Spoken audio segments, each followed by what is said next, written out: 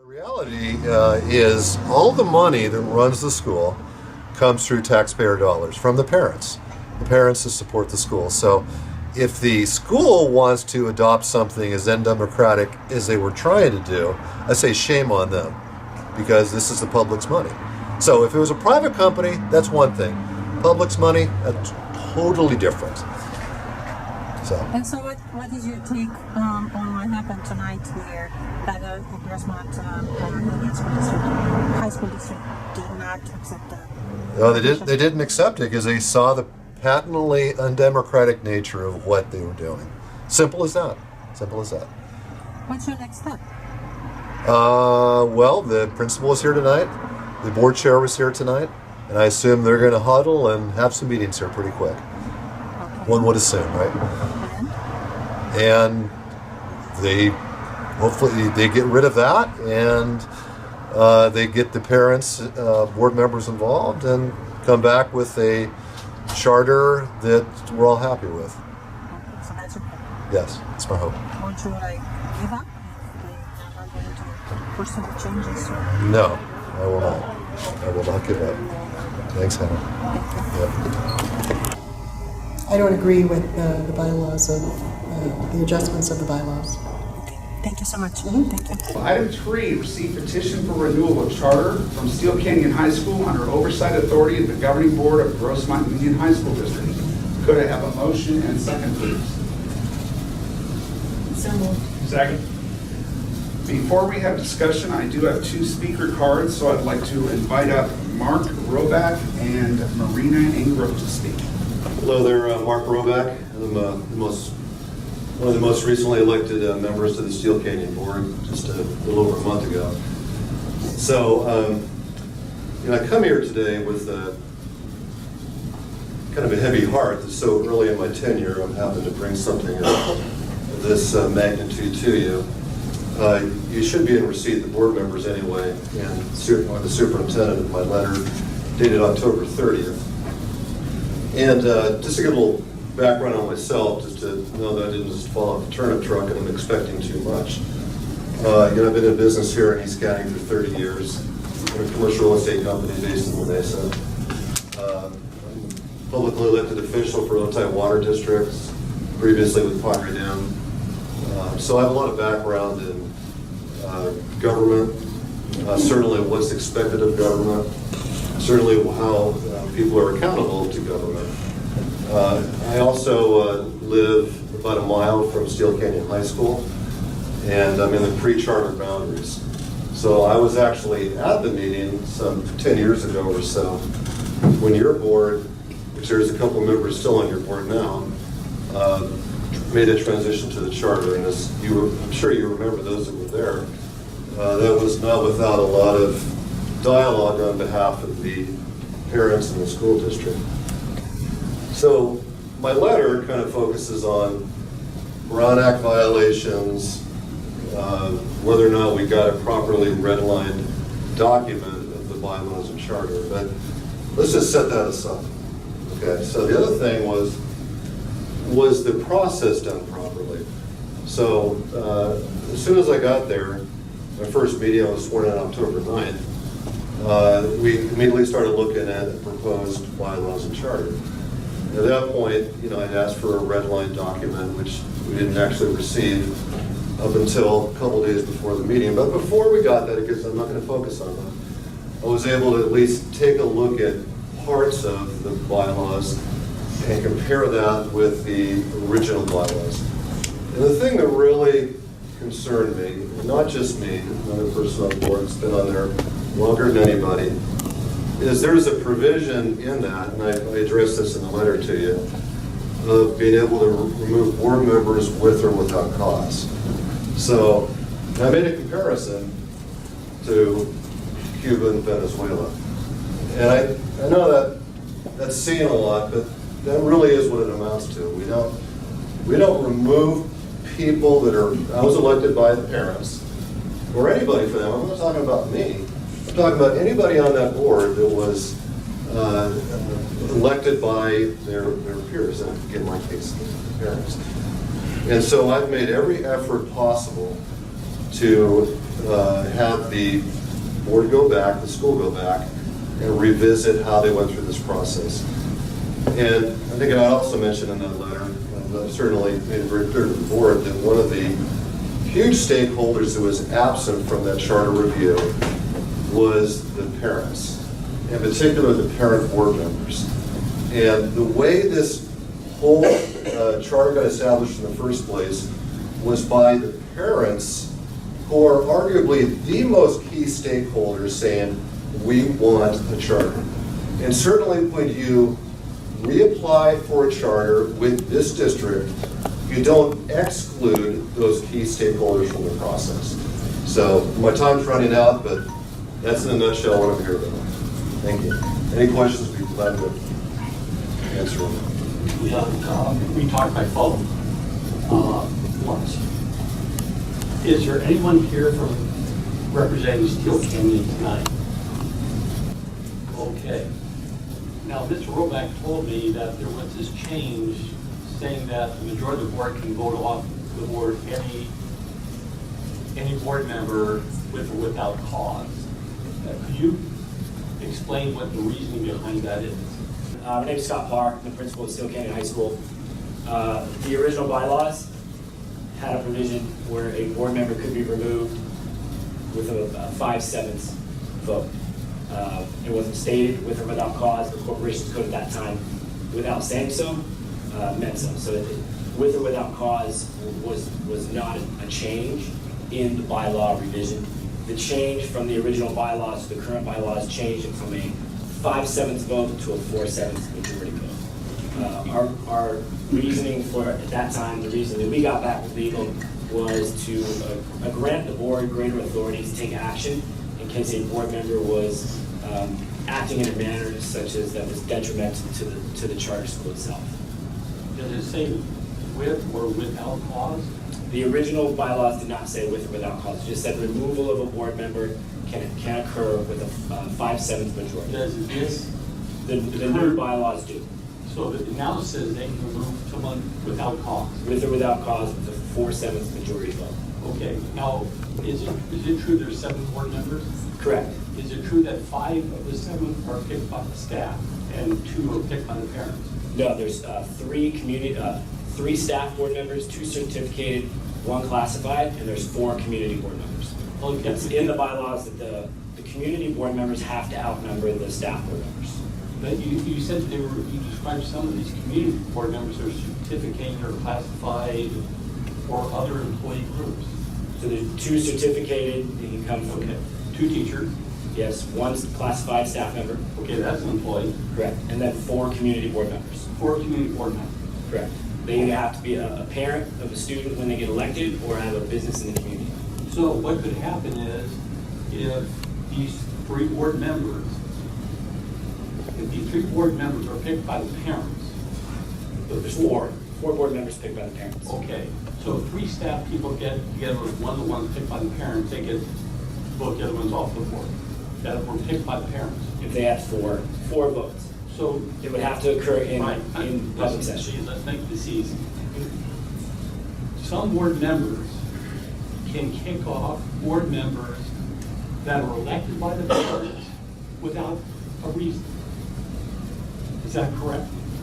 Yes, with or without cause, as it states in the bylaws. Why is it important to have it without cause? I don't have a preference in that case.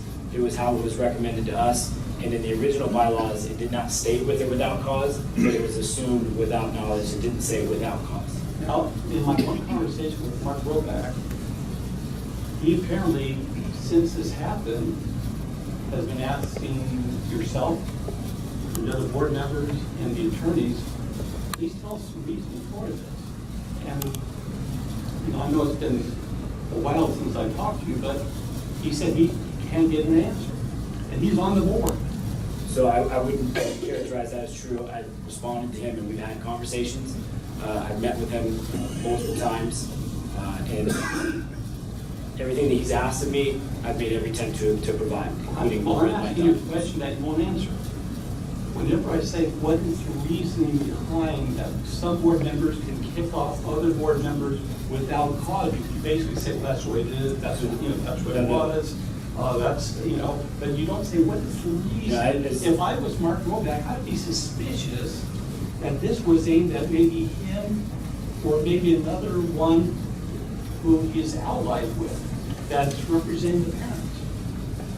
So the reason behind the change is originally the changes to the bylaws came to be updated as our legal team recommended to meet current corporate code.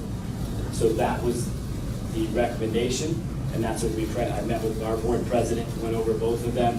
We decided to recommend this one to the board, and they asked about the changes from original bylaws to the new bylaws, and I stated that these changes have been made to meet current corporate code. And the reason for that change that you're referring to specifically, why was language added for with or without causes that wasn't previously there in the 2008 bylaws, it's because, as I said, is the reason is to provide the board greater flexibility to make a change if somebody's actively working against the charter school. But it says with or without cause. Now, if it would have said, hey, you have a disruptive member who's habitually disruptive and, all efforts have failed to keep this person from being disruptive, that'd be understandable. I think that it was added to add that language was to provide clarity that wasn't there in the 2008 bylaws.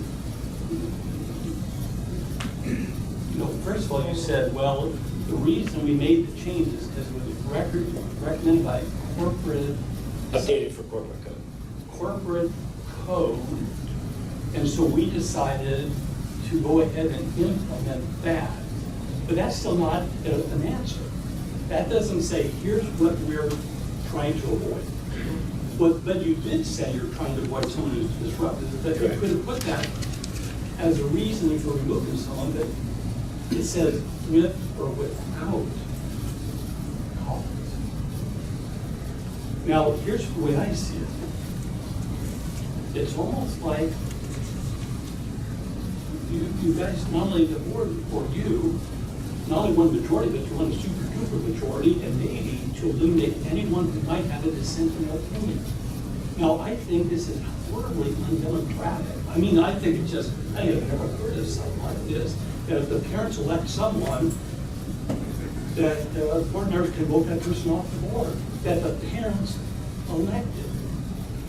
I think, and you know what, I'm not getting a straight answer from you. In fact, Mark told me he wasn't warned ahead of the board meeting that this was the change that was made. So he found it out at the last second.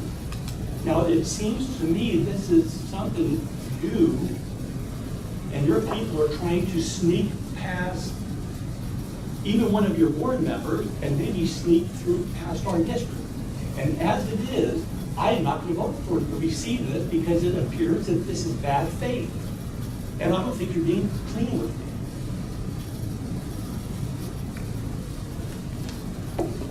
I'd like to ask Mark a question.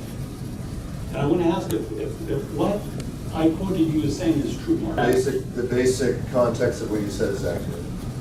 Well, I'm not going to speak for their motives because I don't know if there's a motive. I can't speak to that.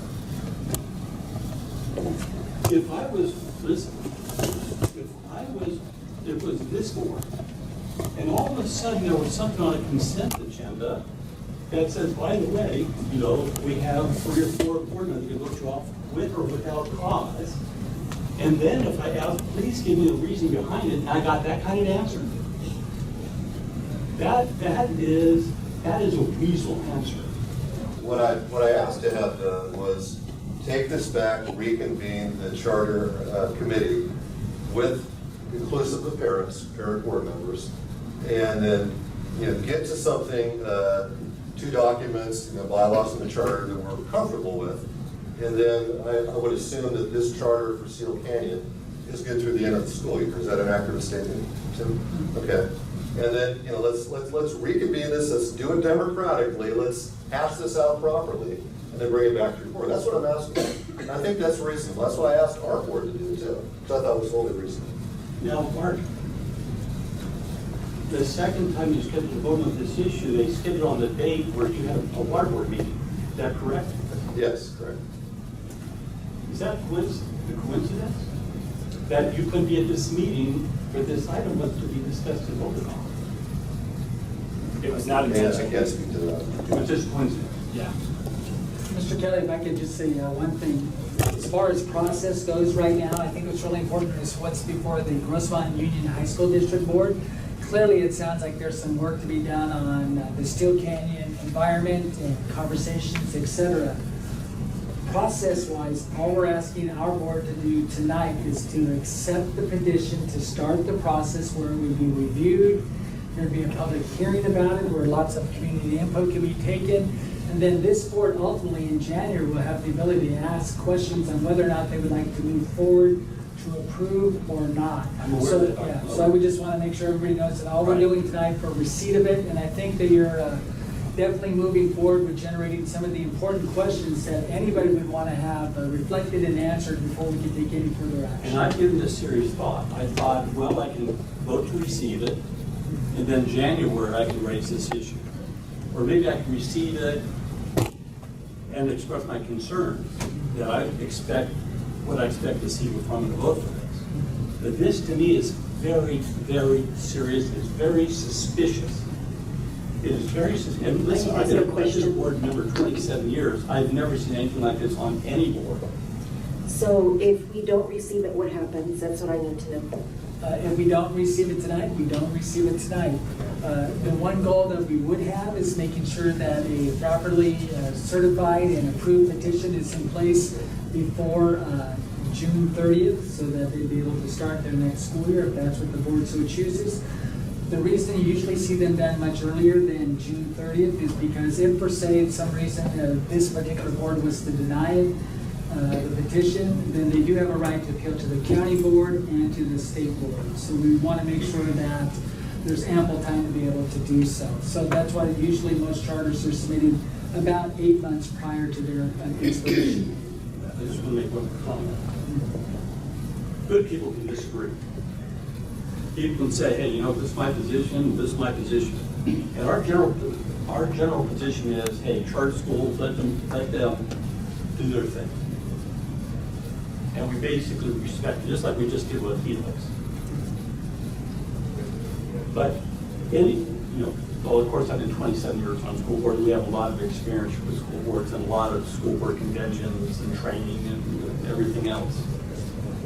First thing is, if you're going to put in a provision like this, the first thing you owe is go to every board member and say, now listen, I want to, our superintendent would do that. I want you to know there's something kind of controversial here. There's something you might be concerned about. First of all, if you're a person of good faith, you at least warn your board member and you don't hide it or sneak it where there's a good chance your neighbor going to need to see it. Where also there's a vote and then they find out afterwards, whoa, what did I just vote for? Second, this is, in my experience, unprecedented. It is patently undemocratic. And I share your frustration, Mark, that that's not an answer I'd be satisfied with. It's like, well, if someone recommended which we recommended, that's not really an answer. That's not really an answer.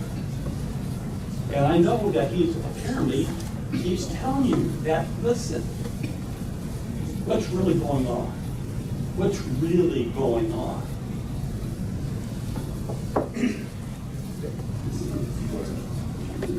Can I ask, who determines the bylaws? Is there a majority vote, unanimous vote, changes in the bylaws? Could you answer that? Well, or address Scott, that? I'll give you my take on it, but I'm sure you want to It's voted on by the board. Okay, and you have to have A majority. say 4 of the 7 have to agree Correct. to the changes in the bylaws, is that correct? Did other board members know that that was going to be part of this change before the board meeting? Yes, everybody was informed. Everyone was provided the bylaws in advance of the meeting. Mark? Did you know about it ahead of time? The specific change, that, especially the one you're referring to, no, that was not, like, as you said, which I agree, good practice to inform individuals of the important items of those changes. Now, how many board members did you inform? Because I know Mark isn't one of them. How many did you inform? All our board members received the bylaws that were to be voted on well in advance of the board meeting. On a Friday afternoon, they were posted with the agenda. Now, when we have agenda though, if there's a change to the bylaws, those are pointed out to us. These were not pointed out? No, the specific changes in detail were not pointed out. And did corporate law also say that you need to reduce the number of people required to kick someone off from 5 to 4? No, what was recommended to us, again by legal, was as I previously said, was that it provides the board greater flexibility to remove a board member who is not working in good faith with the school, and it still has to be taken care of at a public meeting, and that has proved to be enough process to make certain that it doesn't happen. So any majority could get rid of any minority that is opposed to that? According to the bylaws that our board had approved.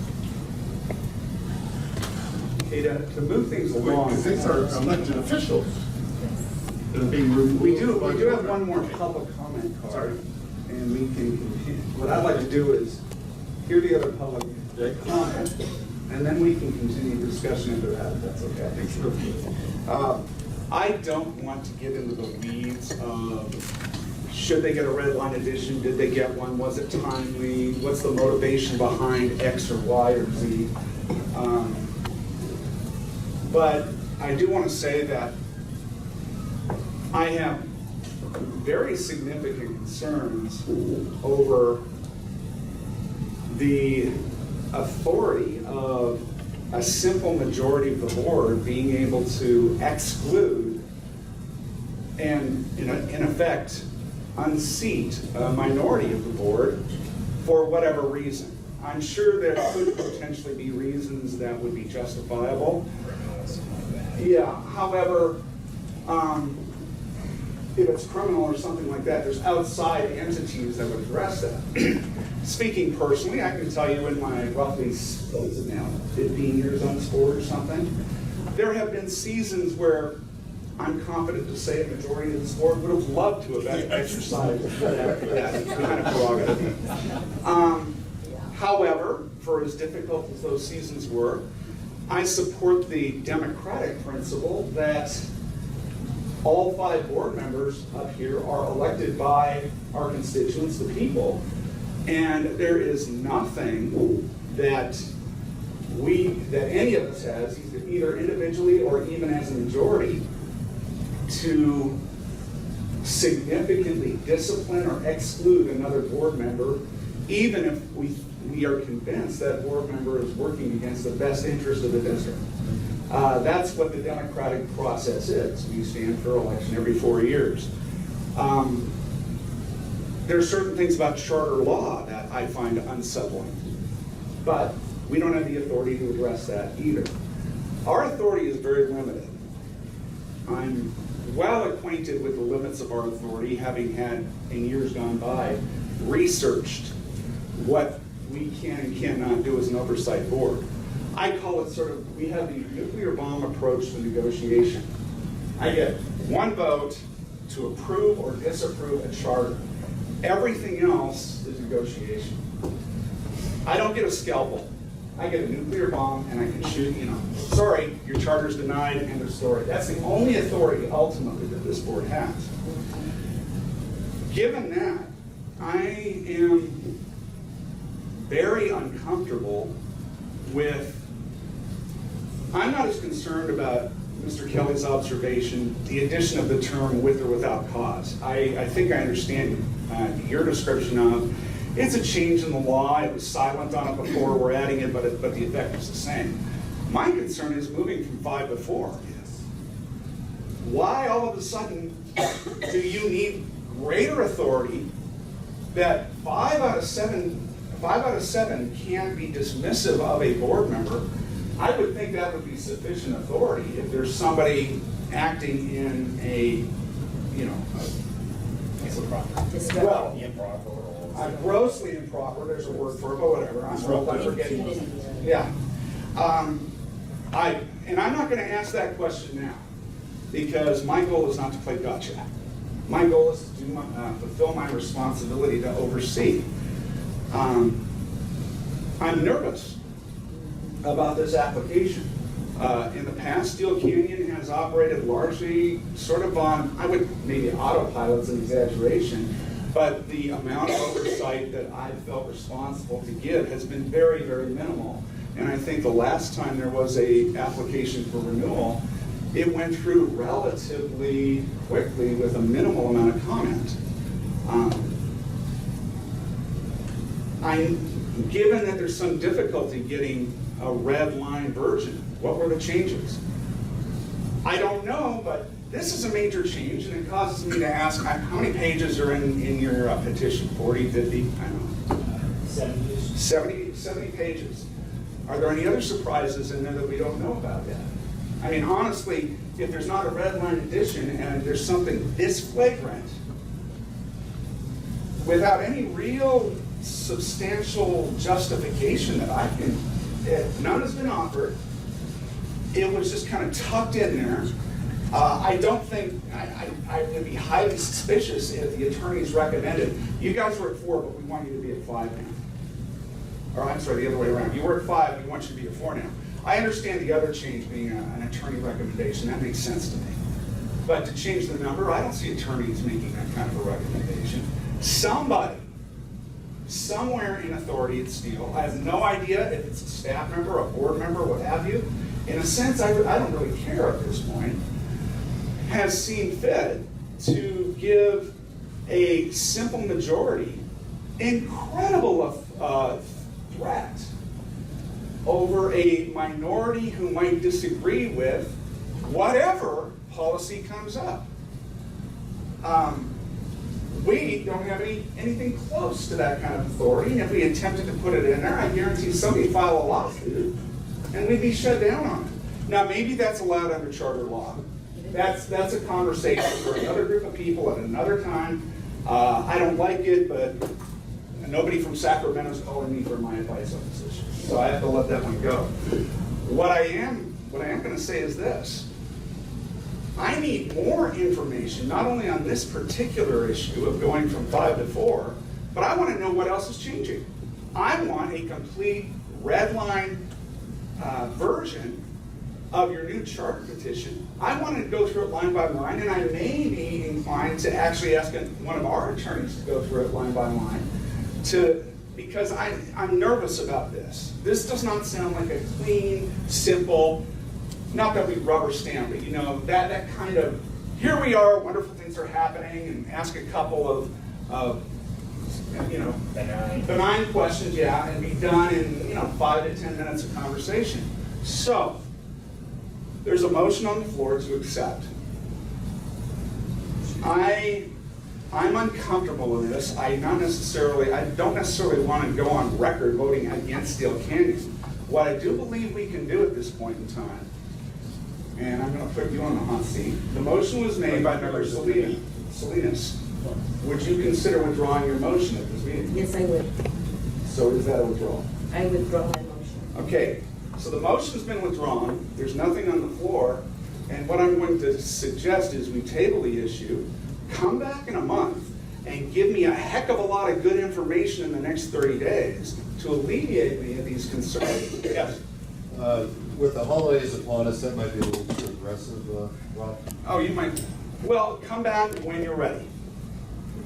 I would think after the first of the year to get all the parties together, so we'd be monitoring. I guess what I would suggest is that we'd like to still stick with the same process, not necessarily it sounds like the same timeline for the board. The process is to receive the petition at one meeting, have a public hearing the next, and the third would be the one we actually look for approval on that, because it does take our staff time to actually go through the petition and that, where we actually have a 16-page checklist that we use to review all of our petitions. You might recall we used the same one for the Learning Choice Academy. So wherever it does get voted for to be able to be accepted, that's when we actually launch our staff dissection of the petition. So there may be a January one, but we want to be, again, whether it be January, February, March. I also wanted to add real quickly that the main reason that I was removing it is because I think what we're seeing here is a big difference in the way corporations can run education and the way that public schools have to run education, the way we're held accountable as compared to how corporations are. And I'd like to see corporations be held a little bit more accountable like we are. But I guess the only other thing I would add is that all of my conversations to date have been very positive about what Steele Canyon's trying to describe as far as the work they do on behalf of students. What I think we're hearing tonight is that there's an opportunity to also strengthen the conversations that go on at the school and in its governance structure as a team. I think our board here will speak specifically how they work very diligently to be good board members together. So I think this is another opportunity for them to strengthen some of their conversations around how to bring forward what they feel is a very solid petition that has very strong support. The only other question I'm going to throw out there is, I'm welcoming back your petition whenever you're ready. You're the one under time pressure, we're not. So I'm not going to impose any deadlines because you know what the deadlines are and what you have to kind of, there's multiple meetings and things that have to occur. And so you'll be in compliance with that. I am not interested in putting an undue burden on you. So my question is, by withholding a vote tonight, are we creating an undue burden? Or my sense is there's still more than enough time to bring this back to this board with better data. More than anything, I want our charter to represent the highest integrity that we have.